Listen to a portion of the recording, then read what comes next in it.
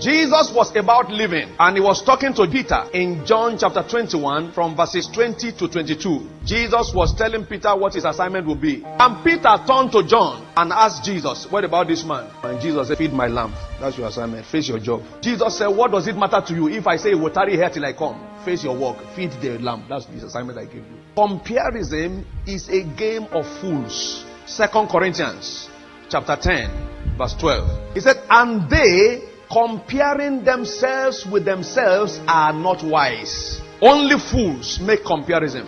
It will interest you to know that no one engages in that game to win. You rather exit with shame, with weariness, with confusion. People who compare themselves, they get in confusion with pain and regret. Abel offered a sacrifice to the Lord in worship.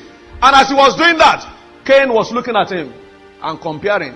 He saw the smoke of Abel's sacrifice going up to heaven. And he saw his own dangling around. He said, man, this guy has done something I've not done. You know what happened? He killed his brother. You see, comparison can lead you to murder. When you compare yourself with others, inferiority sets in. You become inferior. Even when what you have is of a higher value than the person you are comparing yourself with. Somebody wore a particular kind of dress and you are wearing another. If care is not taken, you are comparing. While your own may even be costlier, you may begin to have a feeling of inferiority. Most people who feel inferior simply engage themselves in comparison. And with inferiority, there is jealousy. They ask you, have you seen that sister? I say, well, what sister? Yes, sister. That dress she bought, she says, second new. Jealousy. And from jealousy, anger. Jealousy gives birth to resentment. When you begin to feel resentful about your neighbor, hey, watch it. You're already in that game. And I assure you, you can win. Beware. Anything that makes you unhappy with your neighbor's progress is already trapping you. You are either comparing your age, comparing your work, or the money you have, or the position. And how can somebody like that be doing that kind of thing? They are all expression of jealousy, anger, which brings about resentment that you don't even want to hear about the person. Watch it. They are traps of the enemy. And in the end, the person you have it against is not the one losing. You are the one losing. And from resentment, you find evil speaking. Before you know it, you start speaking evil. Now, there is no basis for comparison. There are no two equal people on earth.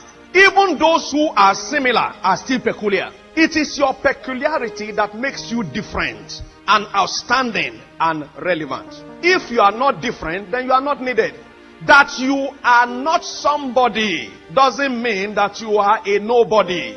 Everybody is somebody in his own class. Parents, be careful. Don't compare your children. Now, one of the plague of many homes today, couples, is comparison. Can't you be like that woman? Can't you be like that man? Differences create varieties, which in turn gives value. Life is a matter of time and sequence. It may not be your turn today, but it will become your turn tomorrow. Somebody is lifted today. Rejoice with him. It is his turn. Tomorrow it will be your turn. Woman, don't compare your neighbor's house to your house. Putting pressure on your husband.